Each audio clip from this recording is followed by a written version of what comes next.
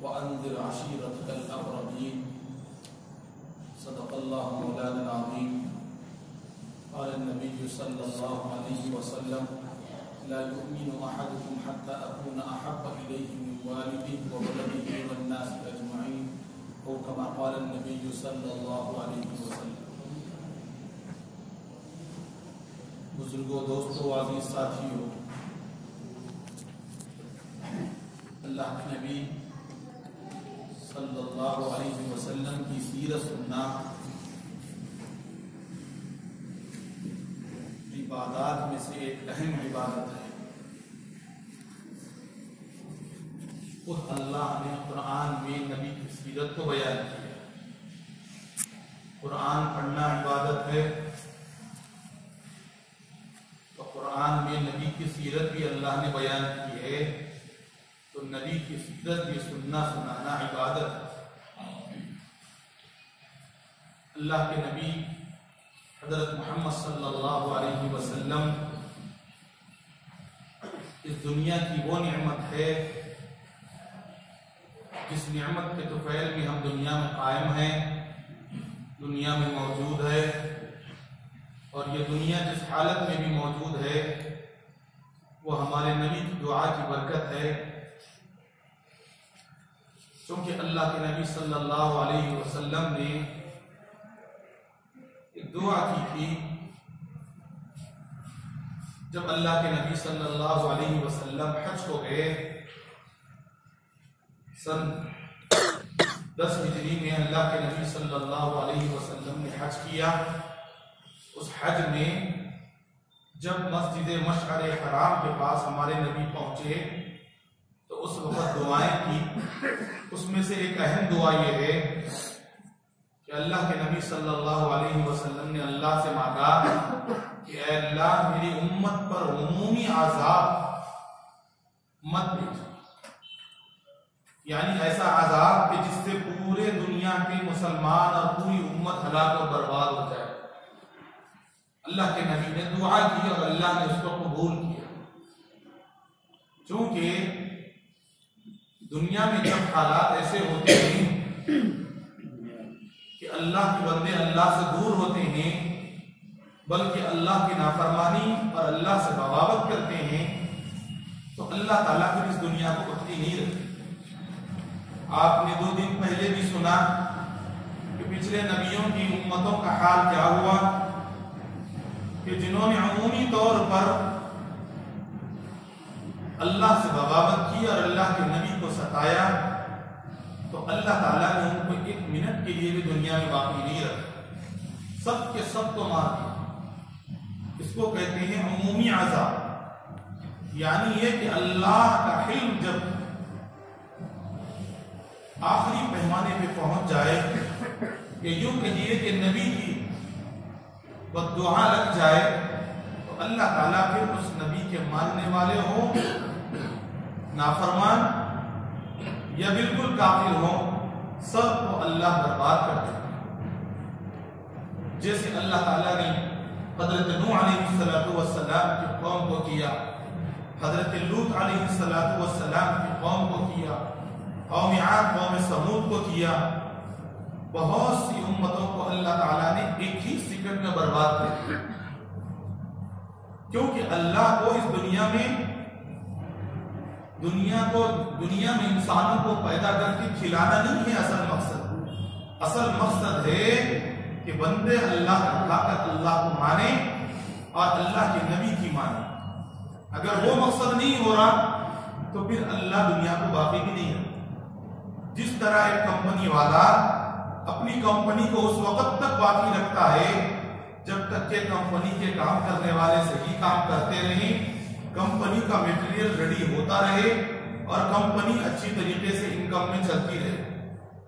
अगर वो कंपनी के काम करने वाले बागी हो जाए या कंपनी का मटेरियल सक्सेस न हो या सेल न हो, तो फिर वो कंपनी खुद ब खुद बंद हो जाती है, चाहे बंद कोई करे ना करे, एक ना एक वक्त जरूर वो बंद हो जाती है। ये अल्लाह की एक दुनिया, एक कंपनी है जो अल्लाह ने दुनिया में बनाकर भेजा है। तो उसका मकसद ये है कि अल्लाह का खाओ, अल्लाह का पियो, अल्लाह की हर नेमत को इस्तेमाल करो। तुम तसव्वुर भी नहीं कर सकते वैसी वैसी नेमतें अल्लाह ने तुमको दी, लेकिन उन नेमतों को इस्तेमाल करने के बाद उस नेमत देने वाले मुनीम उस अल्लाह को न भूलो। अगर उनको भूल जाएंगे तो फिर याद रख लो तुम्हारी भी कंपनी बंद हो जाएगी। एक सेकंड में अल्लाह बंद कर सकते हैं और अल्लाह ने बंद करके दिखलाया। लेकिन अल्लाह के नबी के इस दुनिया में जितनी रहमतें हैं उसमें से एक खास रहमत यह है कि हमारे नबी ने क़यामत तक के लिए अल्लाह से दुआ मांग ली है, या अल्लाह चाहे मेरे बाद भी दुनिया में लोग कितने भी नाफरमान क्यों ना हो जाए, लेकिन सबको एक दफा में बर्बाद मत कीजिए। अगर कहीं एक जगह के लोग गुनाहगार हो गए तो अब उनको सजा दे दीजिए। तो अल्लाह की मार पड़ती रहती है वक्तन फवक्तन। कभी गर्मी तेज होती है, लोग परेशान होकर मर जाते हैं, परेशानी से परेशान हो जाते हैं। कभी सर्दी ज्यादा होती है तो भी इंसान परेशान होते हैं। कभी पानी न भेजकर अल्लाह प्यासा मार देते हैं, कभी पानी ज्यादा भेजकर अल्लाह डुबा के मार देते हैं। वक्तन फवक्तन अल्लाह ताला इंसानों को ये बतलाते रहते हैं कि देखो अल्लाह ऊपर निगरानी कर रहा है, उससे कहीं तुम गाफिल न हो और ये न समझो कि तुम्हारा कोई निगरान नहीं है और तुम्हारी कोई पकड़ करने वाला नहीं। वो पकड़ करने वाला है, लेकिन उसकी पकड़ को अल्लाह के नबी ने दुआ मांगकर थोड़ा सा रुका दिया। ये कहा है अल्लाह मेरी उम्मत उम्मत मरहुमा है, अगर ये कभी गुनाह में पड़ जाए तो सबको एक दफा बर्बाद मत करना, आहिस्ता आहिस्ता झटके देना ताकि वो सुधर जाए। वरना आज बताइए हमारे हालात क्या है। गैरों को तो छोड़िए, आज मुसलमानों का ये आलम है कि साहब मुसलमान भी इस्लाम की वो कैफियत अपने पास नहीं रखते जो अल्लाह को मतलब। हमारा इस्लाम तो बस ऐसे है कि बाप मुसलमान थे, माँ मुसलमान थी, लिहाजा हम भी मुसलमान हैं। अब रहा ये कि जिस तरह दूसरे मजहब के लोग कुछ काम करते हैं हम भी कुछ काम कर लें, वकिया हमारी कोई बाउंड्री नहीं, हमारी कोई सोच नहीं, हमारी कोई फिक्र नहीं। जब जो समझ में आ जाए हम कर ले रहे हैं। अब कभी यह समझ में आया कि अल्लाह भी है, अल्लाह के नबी भी है, तो अल्लाह के लिए कुछ नमाजें पढ़ लेते हैं और अल्लाह के नबी की मोहब्बत का कुछ इजहार करते हैं। बस ये अल्लाह के नबी का तो फैल है कि अल्लाह ने हमें दुनिया में बाकी रखा, वरना ऐसे ही हालात में अल्लाह ने पहली उम्मतों को बर्बाद किया। आप अंदाजा लगाइए, हम पैदा भी हुए हैं नबी के तुफैल में और अब जी भी रहे हैं नबी के तुफैल। अगर नबी वो दुआ न करते तो अल्लाह ताला हमारे गुनाहों पर कभी हमें पकड़ लेता, कभी भी हमें पकड़ लेता।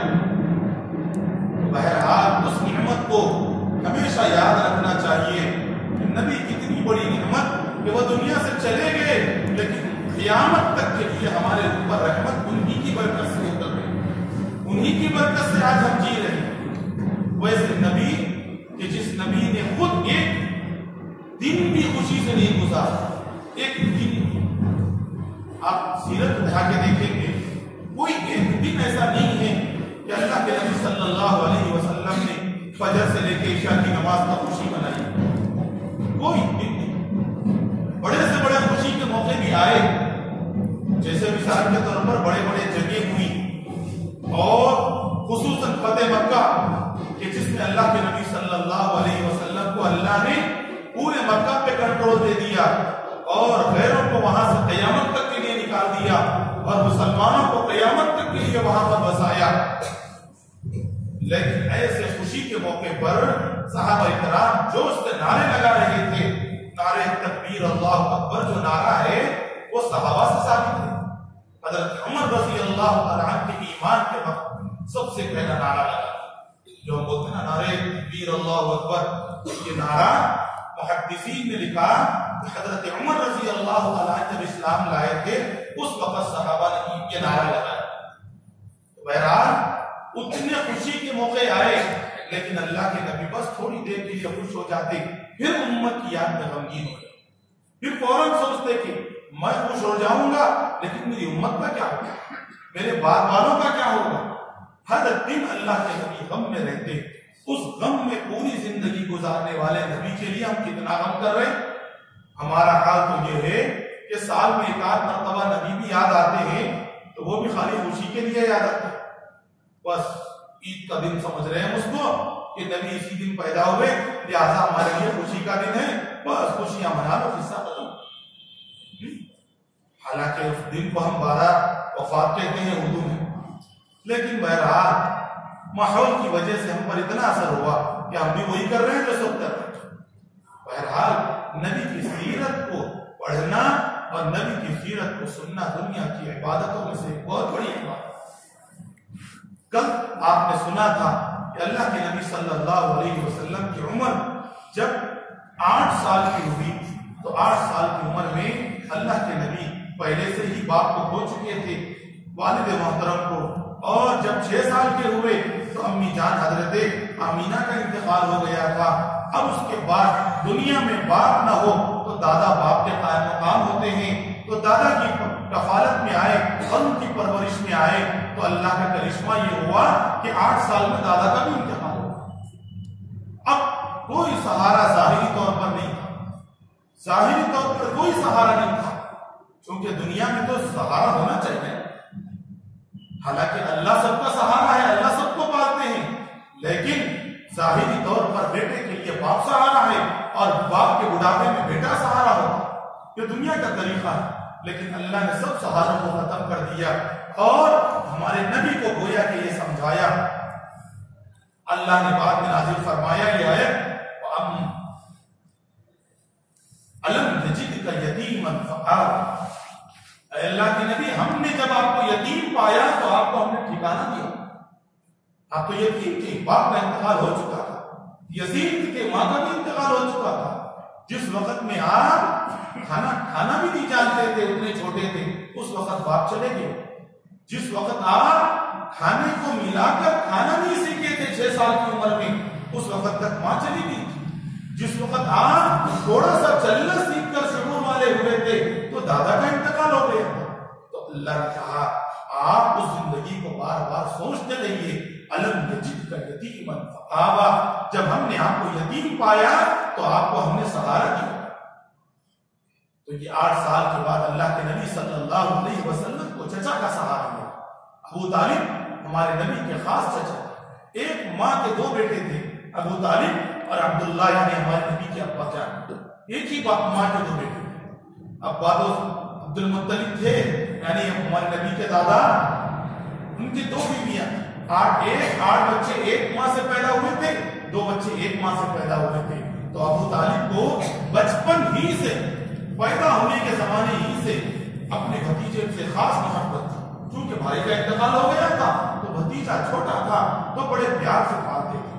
जब 8 साल की उम्र में जब हमारे नबी अबू तालिब के घर में आए, तो अबू तालिब को खुद पहले से 10 बेटे थे, उनको खुद पहले से 10 बेटे थे, और वो कोई इतने बड़े कारोबार नहीं थे जो पाल सके। उनके हाथ में उनके अब्बा अब्दुल मुत्तलिब की वजह से सरदारी आ गई थी। वो मक्का के गवर्नर थे, मक्का के हाकिम थे।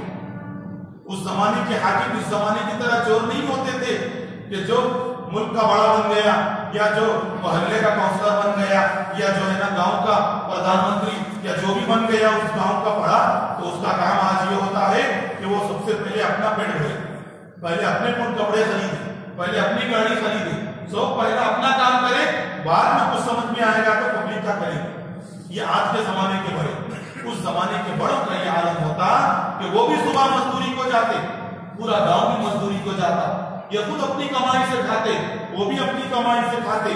बस रात में गांव का कुछ मसला होता तो ये अपना काम छोड़कर लोगों के फैसले तस्वीर करने के लिए आते। ऐसा नहीं कि उनकी कमाई से ये अपनी रोटी तोड़ते, ऐसा नहीं, बल्कि इस्लामी तारीख के बहुत बड़े बड़े हुक्मरान ऐसे गुजरे हैं जिन्होंने बादशाहत की है, लेकिन इसके बावजूद किसी का 1 रुपया नहीं खाया। हजरत औरंगजेब रहमतुल्लाह अलैह, जो इस हिंदुस्तान के बहुत बड़े बादशाह गुजरे, शाहजहां के पोतरे थे, जिसकी बादशाहत को पूरी दुनिया ने तस्लीम किया, लेकिन उनका आलम यह था कि वो रोजाना कुरान लिखते थे हाथ से और टोपियां बुनते थे, टोपियां बनाते थे और उसको ले जाके मार्केट में बेचते थे। कौन? मुल्क का बादशाह। और उस कुरान को बेचकर जो पैसे आते उसी से खर्च चलता। ऐसे बादशाह थे। तो बहरहाल अबू तालिब भी वैसे ही थे कि खुद की बकरियां थी, खुद के ऊंट थे, खुद का छोटा मोटा कारोबार था। लेकिन 10 बेटे पहले से थे घर में, उन 10 को और एक हमारे नबी को 11 को पालना था। अल्लाह के नबी सल्लल्लाहु अलैहि वसल्लम जब अबू तालिब के घर में गए तो देखा कि घर में खाना पक रहा है। तो खाने की छोटी हंडी है और छोटी हंडी में खाना पक रहा है। चाची, चाचा और 10 पहले से बच्चे और मैं बीच में आ गया। 13 आदमी का खाना कितना होगा? और वो भी उस जमाने के ताकतवर लोग। तो हमारे नबी ने चंद दिन तक देखा कि ऐसा अजीब हो रहा है कि मैं खाना खा रहा हूं तो मेरा चचेरा भाई भूखा है, वो खाना खा रहे तो मैं भूखा हूं, सब बच्चे खा लिए तो चाचा भूखे, खाना बस ही नहीं हो रहा। तो अल्लाह के नबी को आप देखिए 9 साल की उम्र में सोच कहां तक पहुंची। गैरतमंद इंसान बचपन ही से गैरतमंद होता है, उसको बचपन ही से ख्याल आता है कि हम किसी का बोझ न बने, हम किसी के सहारे न जिए, खुद करें कुछ खुद करें, हम दूसरों को देने के काबिल बने, दूसरों से मांगते न रहे जिंदगी। 9 साल की उम्र में हमारे नबी ने सोचा। हजरत अब्बास रज़ी अल्लाह तआला अन्हु जो हमारे नबी के दूसरे चचा थे उनके पास गए और जाकर कहा 9 साल का बच्चा कह रहे हैं क्या चाचा जान? अबू तालिब हमारे जो चचा हैं उनके 10 बच्चे और मैं 11। उनका हाल ये है कि उनके घर में खाना बस नहीं हो रहा है और उनकी कमाई बस नहीं हो रही है, लिहाजा कुछ तो कीजिए। तो चचा ने कहा कि बेटा तुम 9 साल के हो, तुम ये क्या सोच रहे हो? तो कहा नहीं चचा, मुझे गैरत आ रही है और मुझे तकलीफ होती है कि घर में कोई भूखा सोया हुआ है। तो चचा ने कहा बेटे बताओ तुम क्या करो, मैं क्या कर सकता हूं? तो कहा एक काम तो ये करो कि आपके भाई के एक बच्चे को आप अपनी परवरिश में रख लो। तो हजरत अली को उनकी परवरिश में दे दिया। हजरत अली हजरत अबू तालिब के बेटे थे। कहा कि भाई डिवाइड करो, मेहनत थोड़ी सी खर्चा डिवाइड करो। तो एक को अलग अलग चचाओं के पास रख के कहा कि भाई 3 टाइम का खाना, उस वक्त तो 2 ही टाइम का खाना था। अरब के लोग 2 ही वक्त का खाना खाते थे, 3 वक्त का नहीं। ये तो हमारी दखनी हुकूमत के लोग हैं जो 3 वक्त का आपको टिका के खाते हैं। आज भी आप हिंदुस्तान के कई स्टेट ऐसे हैं जहां 3 टाइम का खाना नहीं है। आप यूपी में जाइए, सुबह नाश्ते को ढूंढते फिरेंगे, चाय डब रोटी के अलावा कुछ नहीं मिलेगा। आज भी कह रहा हूं। तो बहरहाल अल्लाह के नबी ने अपने चचेरे भाइयों को दूसरे चचाओं के पास रख दिया कि आप थोड़ा सा इनको संभालो। और फिर ये सोचा कि जब ये तो चले गए तो मैं तो इनके पास खा रहा हूं। तो अल्लाह के नबी ने ये किया कि फौरन मोहल्ले में गए और अरब के लोगों से बात किया कि देखो भाई आपकी बकरियां हैं घर में, आप चराने के वास्ते किसी को तो रख लेते हो, मुझे रख लो, मैं चरा लूंगा और चंद खीरात जो भी पैसे आएंगे किराया वो आप मुझे दे दो शाम में, मैं ले जाकर चाचा को दे दूं। तो लोगों ने सोचा पहले कि ये तो सरदार का बेटा, सरदार के खानदान का, लेकिन कहा कि जब उन्होंने खुद चराने के लिए आए तो लोगों ने उनको बकरियां देना शुरू किया। हमारे नबी को 9 से 10 साल की उम्र में अल्लाह के नबी सल्लल्लाहु अलैहि वसल्लम ने बकरियां चराना शुरू की। और अल्लाह के नबी सल्लल्लाहु अलैहि वसल्लम आखिर उम्र में कहते थे कि बकरियां चराना नबी की सुन्नत, हर नबी ने बकरियां चराई। उसके 2 फायदे, एक तो फायदा ये होता है कि बकरी चराने वाला बड़ा सब्र का हामिल होता है। बकरी चराना कोई मामूली बात नहीं है। गाय चराना, भैंस चराना सब आसान, बकरी चराना सबसे मुश्किल। चूंकि दिमाग के एतबार से बकरी बड़ी कमजोर दिमाग की होती है, सब बकरी मेंढे जो करेंगे वो भी वही करती है। और दूसरी बात गलती बहुत जल्दी करती है बकरी, और आप जब वो गलती करेगी तो आपको गुस्सा आएगा तो आपके हाथ में क्या रहती है? लकड़ी, दिल मारते हैं चराने वाला। लेकिन वो बकरी है इतनी कमजोर कि आपका गुस्सा उतारने बैठेगी तो मर जाएगी। लिहाजा 2 मुसीबतें, एक तो ये कि वो पागल को संभालना है और दूसरा ये कि उसकी तरबियत करने के लिए मार भी नहीं सकते, मारेंगे तो मर जाएगी। लिहाजा आप सब्र करते रहो, गुस्सा आएगा मारने को फिर रोकना पड़ेगा कि भाई मारेंगे तो मर जाएगी, उल्टे मुसीबत, ज्यादा सब्र करो। ये फायदे होते हैं। इसीलिए अल्लाह ताला नबियों को बकरियां चराने लगाए ताकि उम्मत में दीन का काम करने के लिए जब जाओ तो ऐसे ही पागल पागल टाइप के लोग मिलेंगे। नमाज के लिए बोलो तो उल्टा तुमको गाली देंगे, तो तुम्हारा भी दिमाग मिल जाएगा, मैं अच्छी दावत दे रहा हूं और आप मुझे गाली दे रहे हैं, तो आपका भी कहीं हाथ ना उठ जाए। लिहाजा बचपन ही से नबी को सब्र करने, गुस्से को बर्दाश्त करने की सिफत पैदा करने के वास्ते अल्लाह ने नबियों को बकरियां चलाई। तो बहरहाल 9-10 साल की उम्र तक अल्लाह के नबी बकरियां चलाते। मुअल्लिफीन लिखते हैं, अबू तालिब बाद में बयान करते थे कि मेरे भतीजे मोहम्मद की कमाई की ये बरकत थी कि मोहम्मद सल्लल्लाहु अलैहि वसल्लम की कमाई जब तक घर में नहीं आती, घर में रोटी भी नहीं पक सकती। इतनी कमी थी घर में, इतनी कसमकुर्सी थी। हमारे नबी जब रात में 5 बजे के वक्त में लाकर कोई पैसे देते तो उसी से आटा खरीद के रोटियां पकती और दूसरे भतीजे सब मिलकर खा लेते। और दूसरा नतीजा ये निकला कि अबू तालिब ने देखा एक मर्तबा चची ने खाना पकाया तो हमारे नबी ने पहले खा लिया, तो उस वक्त खाने में इतनी बरकत हुई कि पूरे भाई खा लिए, चाचा खा लिए, चाची खा लिए, सब खा लिए। तो अबू तालिब को उनकी अहलिया ने बताया कि आज मोहम्मद ने पहले खाना खाया और जिसकी बरकत की रही कि पूरे घर के बच्चे खा लिए, फिर भी खाना कम नहीं पड़ा। तो अबू तालिब ने चुपके से घर में ऐलान करवाया कि जब तक मोहम्मद खाना ना खाए कोई भी खाने का ढक्कन भी नहीं खोल सकता।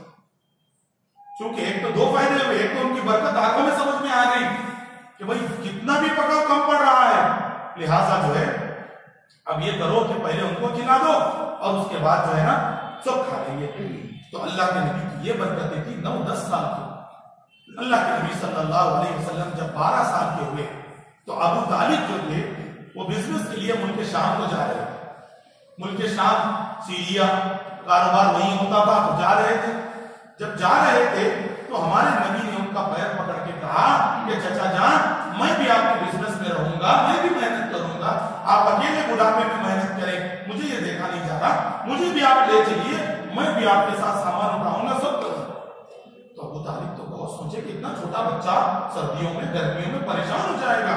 हत्ता कि अबू तालिब के बारे में आता है कि वो अपने 10 बेटों से ज्यादा मोहब्बत करते थे हमारे, पहले उनसे मोहब्बत, इसलिए बहुत समझाया, लेकिन नबी ने बहुत कहा नहीं जी मैं जरूर आऊंगा।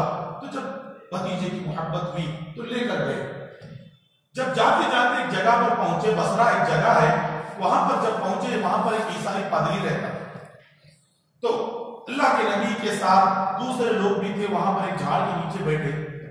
तो उस यहूद नसरानी यानी क्रिश्चियन आलिम ने देखा कि इस जहां पर बैठे हुए हैं लोग उसके ऊपर एक बादल का टुकड़ा आया हुआ है और वो खुद सब लोगों पर छांव कर रहा है, धूप नहीं लग रही और एक झाड़ के नीचे ये लोग बैठे हुए थे। तो उसने फौरन अपने एक आदमी को भेजा और सबसे कहा कि भाई आज हमारी तरफ से दावत है, पूरे गांव वाले आके हमारे पास खाना खाओ। तो सब परेशान हुए, भाई ये अजीब किस्सा, इतने साल से हम सफर को जा रहे हैं, आज तक हमको कोई पानी नहीं पिलाया, आज खाने की दावत मिल रही है। तो गए, सब मिलके गए। तारीफ में है कि सब लोगों ने क्या किया, तो भाई बड़े बड़े लोग खाने के लिए जाएंगे, हमारे नबी को यूं सोचकर ये तो बच्चा है, इनको सामान के पास बिठा दिया। जब सब गए खाना खा लिए तो उस आलिम ने सबको देखा, कहा भाई कोई रह तो नहीं गया पीछे, आप कोई किसी को छोड़ के आए क्या? तो सब लोगों ने कहा नहीं नहीं ये बच्चा है, तो बिठा के आए सामान के वास्ते। कहा नहीं नहीं बुलाओ, उसी के वास्ते तो तुम्हारे को दावत दिया गया है, तुम खा के मस्त अंडे हो गए, वो दावत से महरूम, उसी के तो पहले तुमको दावत नहीं दी। तो जब बुलाया गया तो हमारे नबी सल्लल्लाहु अलैहि वसल्लम को उस यहूदी आलिम ने देखा, नसरानी आलिम ने देखा तो पेशानी को बोसा और पलटा के देखा पीठ पर। हमारे नबी के पीठ पर एक गोश्त उभरा हुआ था जिसको मोहरे नबूवत कहते हैं, जैसे स्टैक होता है ना स्टैक, वैसा स्टैक के जैसा गोल गोश्त उभरा हुआ था। वो निशानी थी नबी के नबी होने की, जिस्म पे भी अल्लाह ने एक निशानी दी थी। तो उसने 10 साल के बच्चे को पलटा के देखा तो वो निशानी उसको नजर आ गई। तो उसने फौरन चादर उड़ा दी, सबको भिजा दिया, चाचा को बुलाया, कहा कि आप कौन हो? तो उन्होंने प्यार से कहा मैं इसका बाप हूं, क्योंकि उस जमाने में जो बात थे अपने आप को बाप, और ये मेरा बेटा है ऐसा कहते थे। तो उन्होंने कहा नहीं नहीं आप इनके बाप नहीं हो सकते, मेरे इल्म के मुताबिक इस बच्चे के बाप का इंतकाल इसकी पैदाइश से पहले ही हो गया, आप इसके बाप नहीं हैं, तौरात और इंजील में यही लिखा। तो उन्होंने फौरन कहा, हाँ मैं इसका बाप नहीं हूं, मैं इसका चचा हूं, मैंने मोहब्बत में उसको बेटा कह दिया। तो कहा देखो मैं जो जो बातें पढ़ा हूं इंजील में, बाइबल में, वो सब बातें इस बच्चे में पाई जाती हैं। आप इस बच्चे को लेके मुल्क शाम मत जाओ, वरना यहूदी इसके दुश्मन हो जाए, लिहाजा आप इनको यहीं से रिटर्न कर दो। तो चचा ने नबी ने समझा और वहीं से उनको रिटर्न कर दिया। हमारे नबी चचा जाकर कारोबार से वापस आए तो अल्लाह के नबी सल्लल्लाहु अलैहि वसल्लम मक्का ही में रहते थे, बकरियां चराते। अल्लाह के नबी की उम्र जब 15 साल की हुई तो उस जमाने में जंग हुई थी, जिसको मैंने कल बयान किया, हर्बुल फुज्जार के नाम से। खाली बस एक पानी के वास्ते जंग हुई, एक तो नहीं 80 साल तक लड़ते रहे कि मेरा गड़ा पहले बन रहा है, आपका गड़ा बाद। अल्लाह के नबी के जमाने में हमारे नबी ने चंद लोगों के साथ बैठकर ये शोरा किया कि भाई ये लड़ाई बेकार की कब तक होती रहेगी, खाली एक पानी के वास्ते कई लोग जख्मी, कई लोग की जान जा रही है। तो सब अकलमंदों ने मिलकर यह फैसला किया कि नहीं अब ये जंग खत्म करेंगे। तो उसको कहते हैं हल्फुल फुजूल, यानी फजीलत वाला फैसला। अल्लाह के नबी सल्लल्लाहु अलैहि वसल्लम ने उसको बहुत पसंद किया और 15 साल की उम्र में लोगों में कॉम्प्रोमाइज कराने का काम किया। आप अंदाजा लगाइए 25 साल 50 साल की उम्र में भी हम किसी दो को नहीं मिला रहे लड़ने वालों, 15 साल की उम्र। और हमारे नबी आखिर उम्र तक उसको याद करते थे और ये कहते थे कि आज भी अगर मुझे कोई ऐसे फैसले करने के लिए बुलाए तो मैं सब काम छोड़कर हो जाऊंगा, क्योंकि उम्मत में इत्तेहाद, उम्मत में मोहब्बत का पैदा करना नबी को सबसे ज्यादा पसंद। बहरहाल हमारे नबी की उम्र आहिस्ता आहिस्ता बढ़ती रही। हमारे नबी इस उम्र में बड़े अच्छे कामों में रहते, कोई गलत काम में न जाते। 15-16 साल की उम्र अरब के लिए बड़ी होती, 15-16 साल में अरब के लोग शादी भी कर लेते। हमारे नबी कारोबार में रहते थे और हमारे नबी सब संभालते रहते, गरीबों की ख्याल करते, मजबूरों की मदद करते। यही काम था सुबह से शाम तक, अपना कारोबार करना, बचे हुए वक्त में गरीबों की मदद करना, जो पैसा हो सकता तो गरीबों को देना और मजबूर लोगों के सामान को उठाना और बीमारों की इयादत करना, बूढ़े लोगों की खिदमत करना, यही काम था।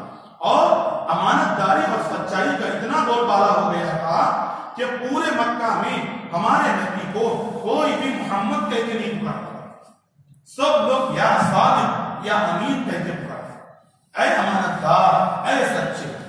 20 साल की उम्र में हमारे नबी का ये नाम हो गया, पूरे लोग हमारे नबी को या सादिक, ऐ सच्चे कहकर पुकारते। इतनी अमानतदारी, इतनी सच्चाई फैल चुकी। अल्लाह के नबी सल्लल्लाहु अलैहि वसल्लम की उम्र यही 12-13 साल की उम्र ही में एक वाकया हुआ, काबतुल्लाह बनाया गया। काबतुल्लाह असल में उस जमाने में कच्ची ईंटों का बनाया जाता था और 9 फीट तक दीवारें बनाते थे। और चूंकि काबतुल्लाह की जो जमीन है उसके आसपास पूरे पहाड़ है, आसपास पूरे पहाड़ है। अब बरसात में पानी बढ़ता तो पूरे पहाड़ों का पानी आकर बीच में ठहर जाता और अब पूरा पानी मस्जिद में आ जाता, जिसकी वजह से पूरी मस्जिद गिर जाती। बार बार ऐसा होता था। तो हमारे नबी की 12 साल की उम्र में भी ऐसे काबतुल्लाह बनाया गया। फिर उसके बाद अल्लाह के नबी सल्लल्लाहु अलैहि वसल्लम की उम्र जब 25 साल की, 25 साल की उम्र में अल्लाह के नबी सल्लल्लाहु अलैहि वसल्लम को 24 साल की उम्र में एक वाकया हुआ कि दोबारा बिजनेस के लिए एक ग्रुप जा रहा था मुल्क शाम। तो हमारे नबी सल्लल्लाहु अलैहि वसल्लम ने भी इरादा किया कि मैं जाऊंगा, कुछ कमाऊंगा। तो उस जमाने में एक औरत थी जिसका नाम था ताहिरा, असल नाम तो खुदैजा, जो बाद में जाकर ज़ौजे मुहतरमा बनी, हमारे नबी की सबसे पहली बीवी बनी। इनकी शादी हो गई थी, पहले 2 शादी हो गई थी, दोनों का इंतकाल हो गया शौहर। अब 40 साल की उम्र थी उनकी और जबरदस्त बिजनेस करने वाली औरत। उस जमाने में मर्द और औरत दोनों भी बिजनेस करते थे, लेकिन ये बाहर जाके बिजनेस नहीं करती थी।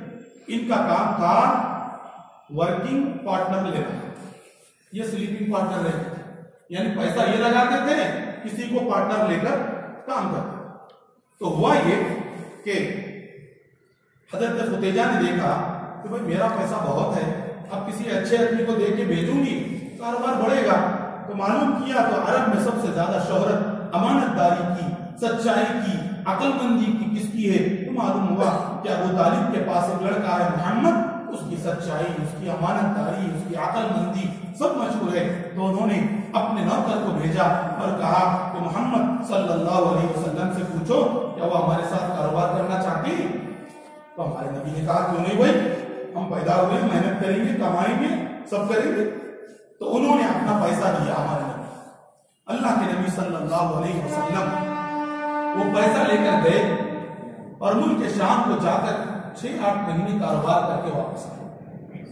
हजरत खुदैजा कहती हैं कि पूरे ग्रुप के लोग जितना कमाए थे हमारे नबी एक ही ट्रिप में उतना कमाए थे। पूरे मक्का वाले जितना कमाए थे हमारे नबी एक ही ट्रिप में उतना कमाए थे। और कोई धोखा नहीं, कोई फ्रॉड नहीं, बिल्कुल अमानतदारी के साथ कारोबार करना नबी की सुन्नत, तिजारत करना नबी की सुन्नत है। वक्ती तौर पर नबी ने नौकरी भी की है और तिजारत भी की है, लेकिन हमारे नबी ने तिजारत को ज्यादा पसंद की।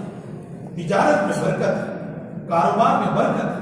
आदमी को लिमिट नहीं रहती, जितनी ताकत है उतना भागने की हिम्मत हो तो आदमी भागता रहता है और उसमें जो है ना आदमी की तरक्की होती रहती है।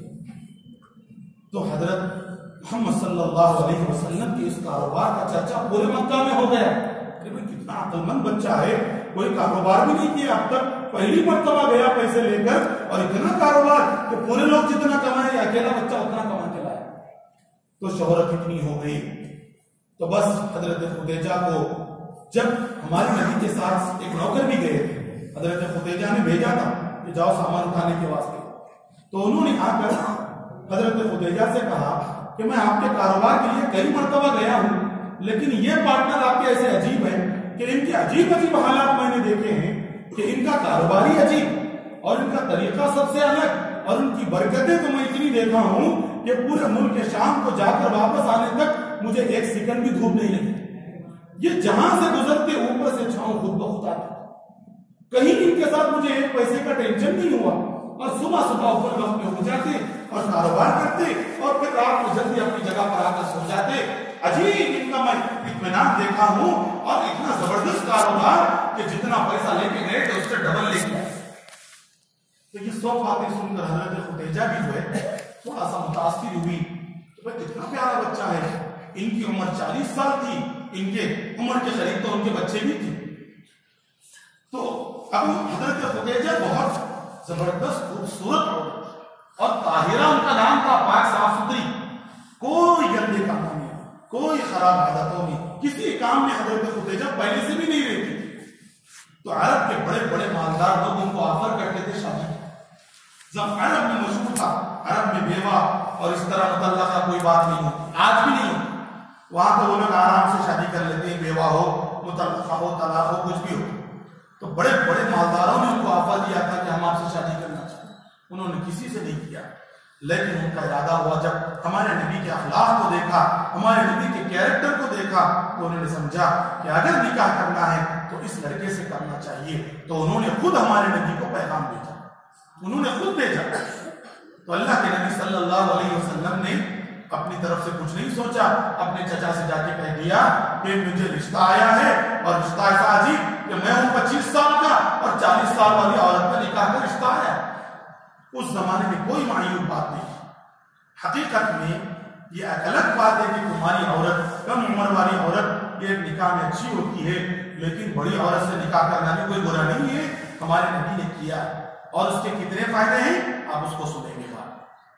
अल्लाह के नबी सल्लल्लाहु अलैहि वसल्लम खड़ी जवानी में 25 साल, और हदीस में है कि अल्लाह ने हमारे नबी की जवानी का, अल्लाह के नबी ने खुद जिक्र किया कि मुझे जन्नती औरतों, जन्नती मर्दों में से 100 मर्दों की ताकत मुझे दी गई, और जन्नती एक मर्द की ताकत है कि वो 100 से ज्यादा औरतों को संभाल सकता है। जन्नती एक मर्द की ताकत कि एक आदमी जन्नती 100 औरतों को संभाल सकता है।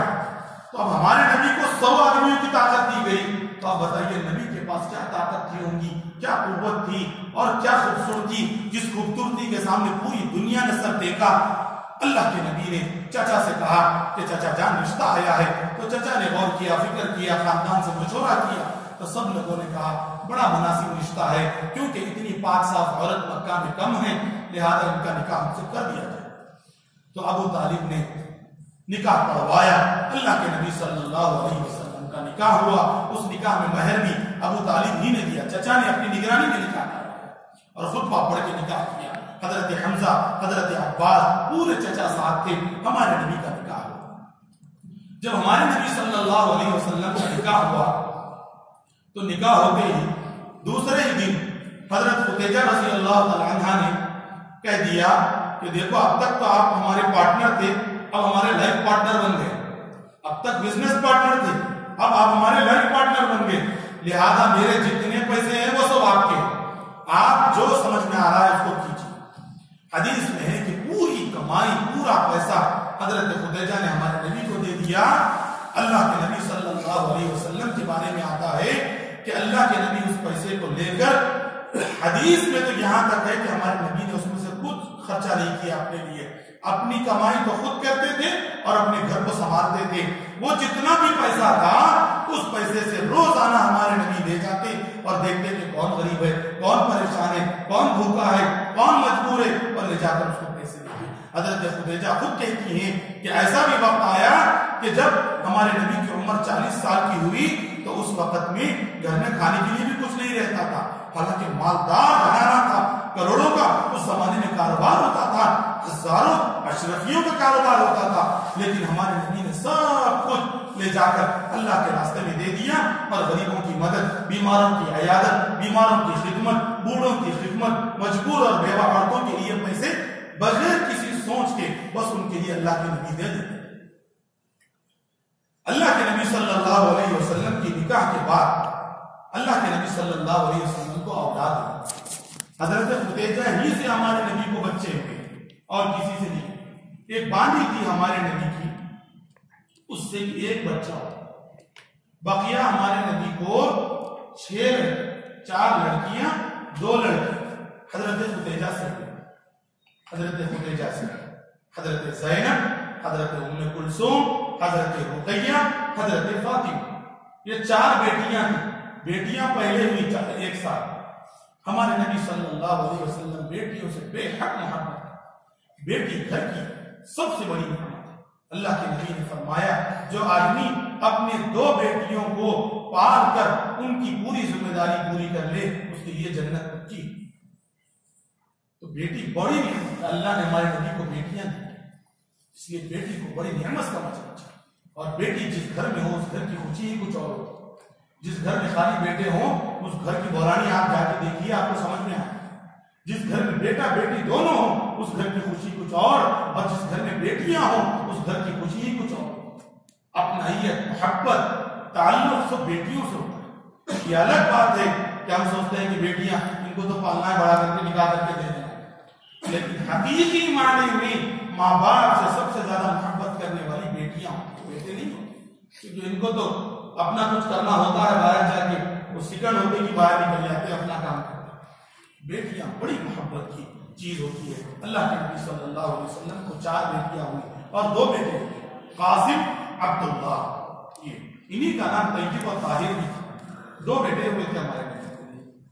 इसी कासिम ही के नाम से हमारे नबी को अबुल कासिम नाम, यानी कासिम के अबू।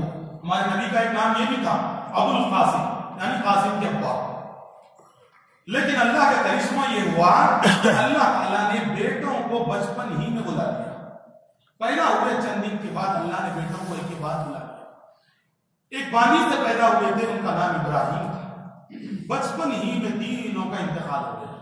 अल्लाह के नबी को बड़ा अल्लाह के नबी सल्लल्लाहु अलैहि वसल्लम उन बच्चों को दफन करते वक्त इतना रो रहे थे कि अरब के लोग कहते हैं, सहाबा कहते हैं कि उस रोने को देखकर हमको भी रोना आ गया। एक सहाबी ने पूछा कि अल्लाह के नबी, आप भी मौत पर रोते हैं?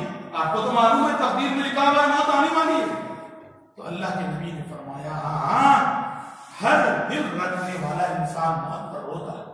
मौत पर रोना कोई बुरी बात नहीं है, वो तो एक फितरत है, इंसान की मोहब्बत है कि जिससे ताल्लुक होता है उसके जाने पर तकलीफ होती है। अल्लाह के नबी सल्लल्लाहु अलैहि वसल्लम की 4 लड़कियों का निकाह पहले काफिरों ही से हुआ था, क्योंकि उस जमाने तक अभी इस्लाम की दावत नहीं हुई। अल्लाह के नबी ने अपनी पहली बेटी ज़ैनब का निकाह किया था अबुल आस रज़ियल्लाहु अन्हु, बाद में वो मुसलमान हुए। दूसरी दो बेटियां हजरत उम्मे कुलसूम और रुकैया, इन दोनों का निकाह अबू जहल के दो बेटों से किया। अबू जहल के दो बेटे थे, उनसे किया, उतबा और उतैबा, वो दो बेटों से किया। लेकिन जब हमारे नबी ने इस्लाम की दावत देनी शुरू की तो अबू जहल को इतना गुस्सा आया कि उसने अपने बेटों से कहा, अगर तुम मेरी औलाद हो, अभी रुखसती नहीं हुई थी, खाली निकाह हुआ, तो अल्लाह के नबी सल्लल्लाहु अलैहि वसल्लम को सबसे पहली तकलीफ जो हुई घर से वो ये कि अबू जहल ने अपने दोनों बेटों को कहा कि जाओ और जाकर फेस टू फेस जाकर नबी से तलाक सुना, क्या कि दीन की वो दावत दे रही, हमारे लोगों को बुरा कह रही, लिहाजा उनको सजा ये दो कि तुम जाकर उनकी दो बेटियों को उनके फेस पे तलाक देके सामने देखे। दुनिया का कोई बाप ऐसा नहीं होगा जिसने अपनी बेटियों के तलाक को खुद सामने सुना। अगर किसी बेटी को तलाक भी हुआ है तो वो कहीं पर तलाक होता है, सब लड़ झगड़ के बाद में सजा बाबा के सामने आता, लेकिन हमारे नबी ने फेस सुना, इतनी तकलीफ बर्दाश्त। बाद में इन्हीं दोनों का निकाह हज़रत उस्मान गनी रज़ियल्लाहु ताला अन्हु से एक बाद की करे उम्मे कुलसूम से पहले निकाह हुआ। जब उनका इंतकाल हुआ तो अल्लाह के नबी ने दूसरी बेटी हज़रत रुकैया का भी निकाह हज़रत उस्मान ही से किया। इसीलिए हज़रत उस्मान रज़ियल्लाहु ताला अन्हु को ज़िन्नूरैन कहते हैं, यानी नूरैन का मतलब दो नूर, ज़िन्नूरैन यानी नबी के दो नूर वाले, नबी के दो नूर यानी नबी की दो बेटियां इनके निकाह में। अल्लाह के नबी सल्लल्लाहु अलैहि वसल्लम 35 साल की उम्र के जब हुए तो उस वक्त भी काबतुल्लाह बना, काबतुल्लाह दोबारा बना, वही गिर गया था। हुआ यह था कि उस जमाने में एक औरत धोनी देने के वास्ते भी, धोनी देते हैं मस्जिद में, ऊंट की धोनी देते हैं अंगार में दाल का दूध डाल, तो एक औरत आग की धोनी देने गई तो काबतुल्लाह छप्पर का बना हुआ था और उस पर कपड़ा उड़ा हुआ था, तो कपड़े को चिंगारी लग गई, पूरा काबतुल्लाह जल गया, तकरीबन उसका हिस्सा जल गया। तो फिर सब लोगों ने अपना माल जमा किया और हुआ ये कि उस जमाने में सब मिलकर ये आयत किए कि भाई बार बार का टेंशन दूर हो जाए, लिहाजा कोई मजबूत काम करेंगे। तो कहा कैसे करेंगे?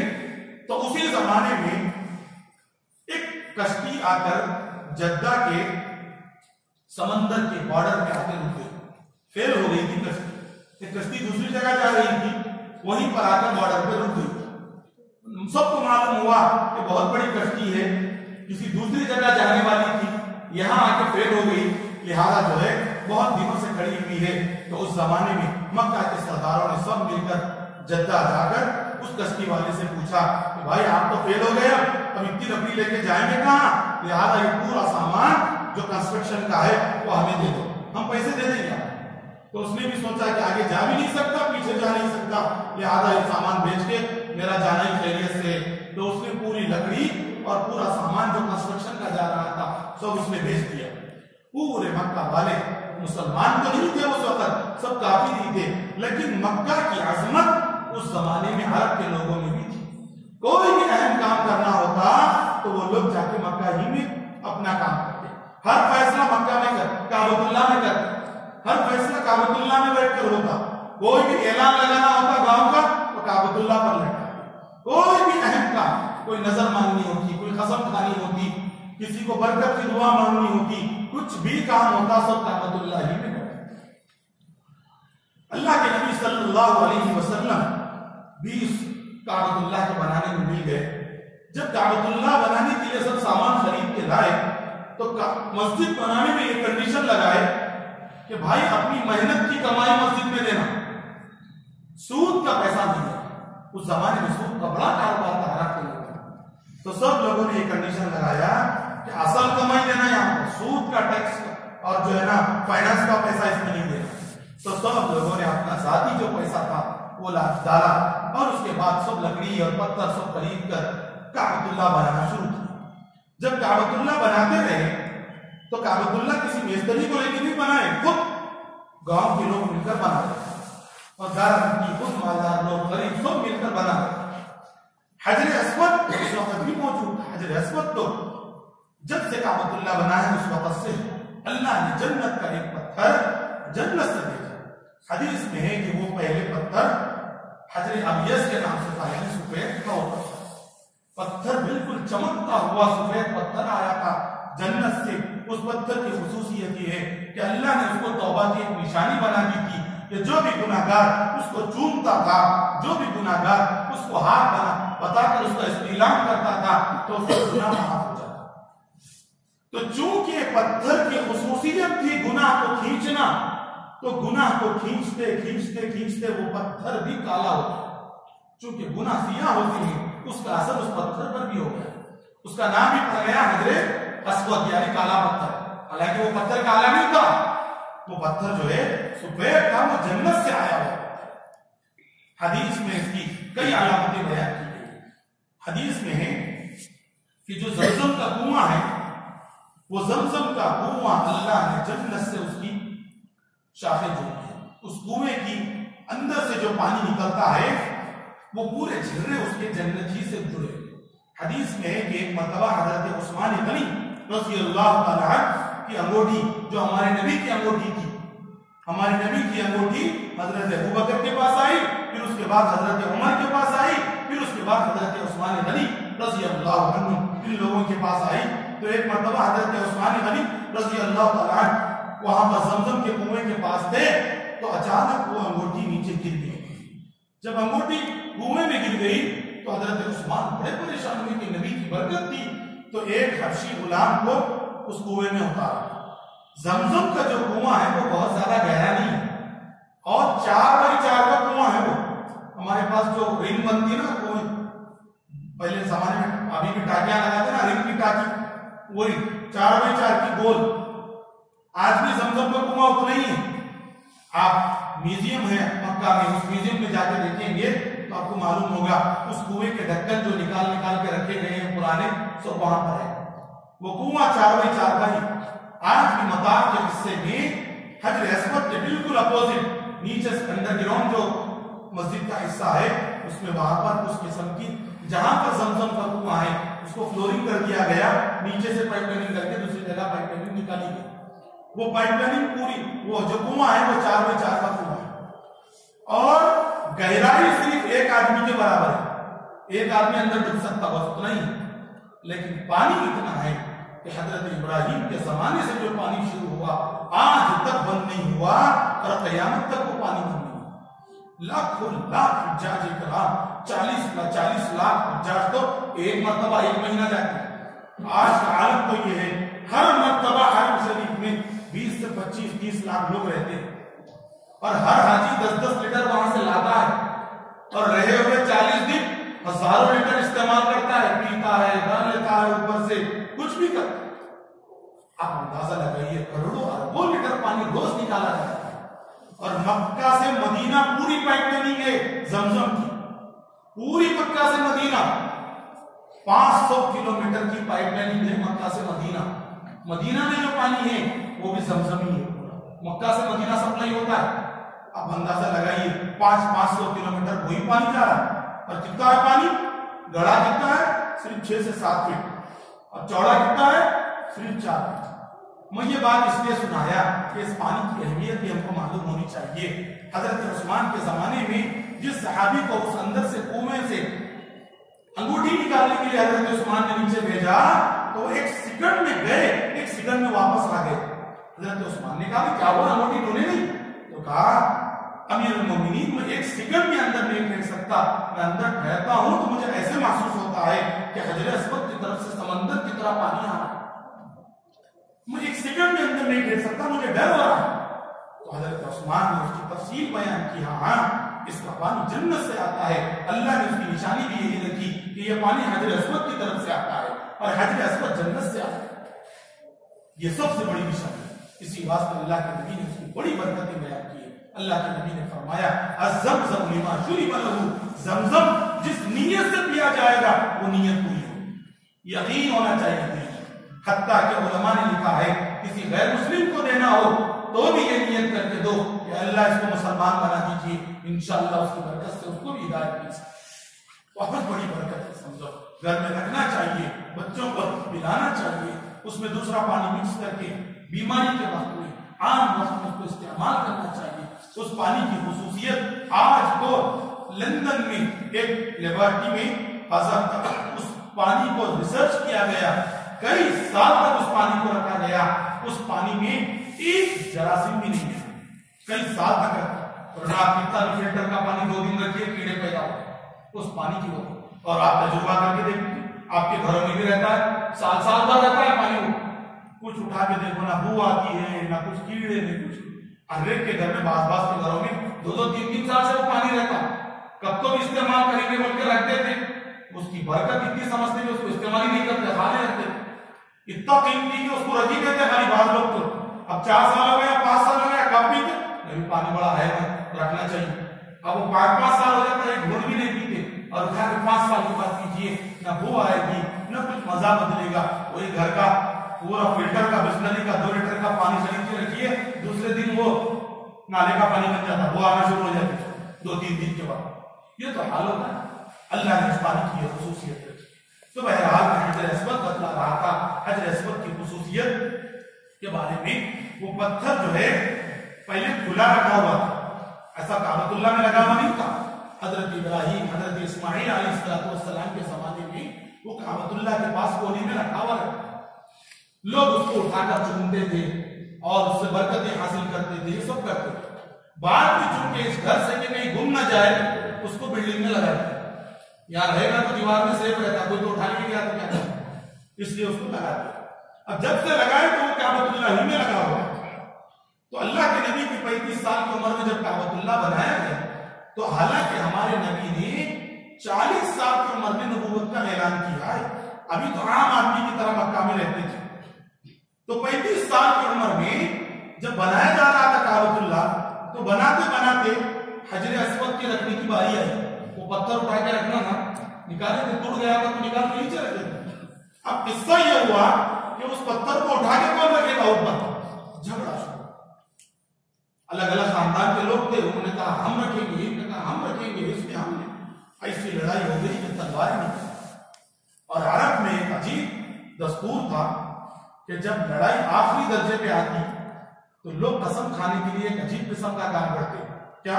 अपना हाथ काट के एक कटोरे में पूरा खून भरते थे, अपना खून, और फिर उसमें 5 उंगलियां डुबा के कसम खाते थे। क्या मतलब? उसका मतलब यह होता था कि हमारा खून तो जा रहा ही जा रहा है, कल अगर हमारी बात नहीं सुनेंगे तो तुम्हारा खून भी बहेगा। ये सामने वाले को डराने के वास्ते ही। तो पूरे खानदान वालों ने ये किया, सबने उंगलियां डुबा के कसम खाई कि कल हम रखेंगे पत्थर, कोई दूसरा खानदान वाला आया तो फिर देख लो गर्दन, सबकी गर्दन काट देंगे, सब लड़ा, सब पूरे गांव में लड़ाई होगी मक्का में।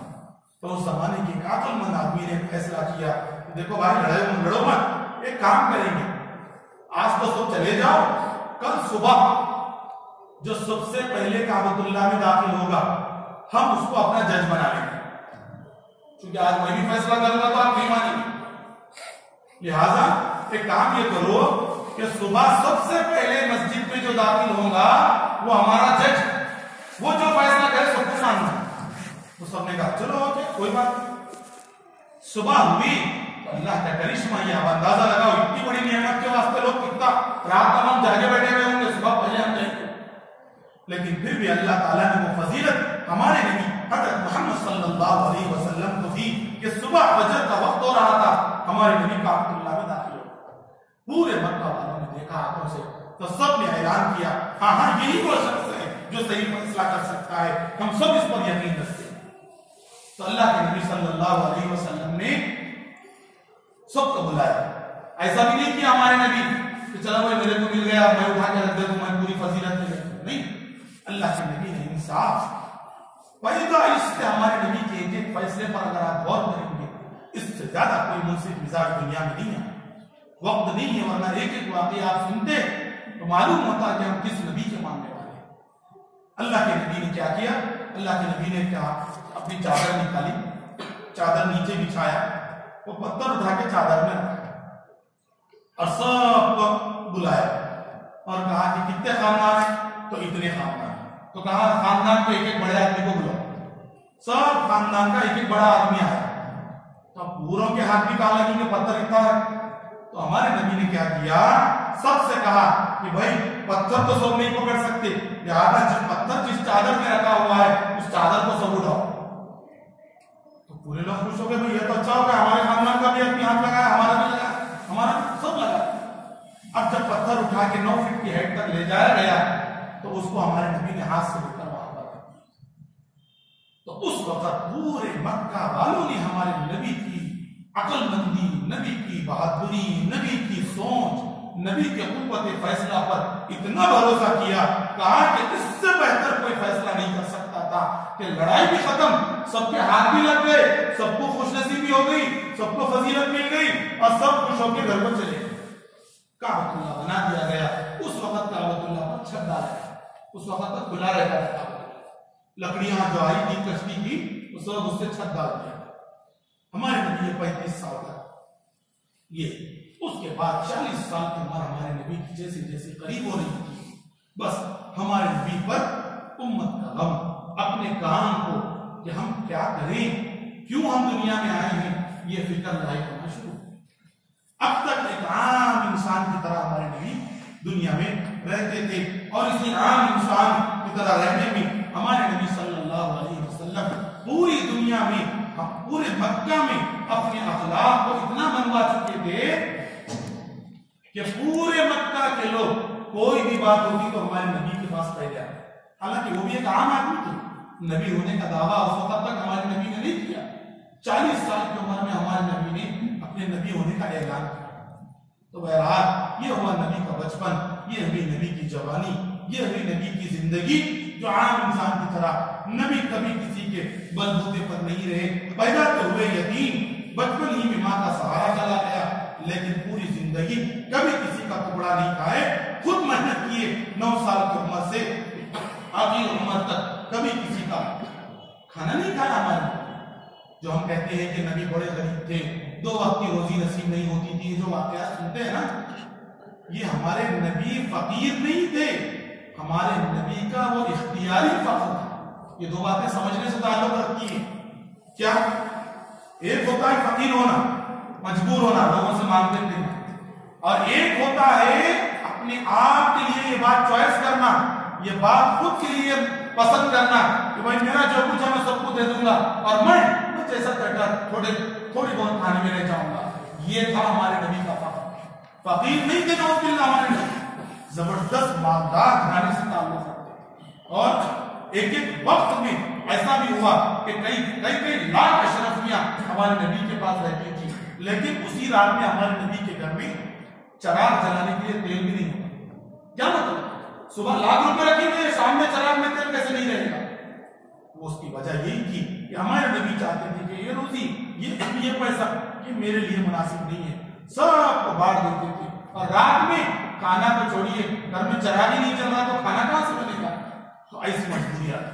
तो नबी की मजबूरी, नबी का फख्र, नबी की जो हम सुनते हैं कि नबी को खाना नसीब नहीं होता था, ये नहीं होता था, वो नहीं, ये सब बातें नबी ने खुद इख्तियार किया था। दूसरों पर रहम कर, दूसरों को खिला के खुद भूखा रहना, ये नबी की सिफत थी। कहीं हम ये ना समझे कि शायद खाने को नहीं खाऊंगा इसलिए नबी नहीं खाते, नहीं। एक एक उनके दस्तरखान पर हजारों लोग खा के जाते थे, और वो नबी है कि उनके घर में आटा भी नहीं होता।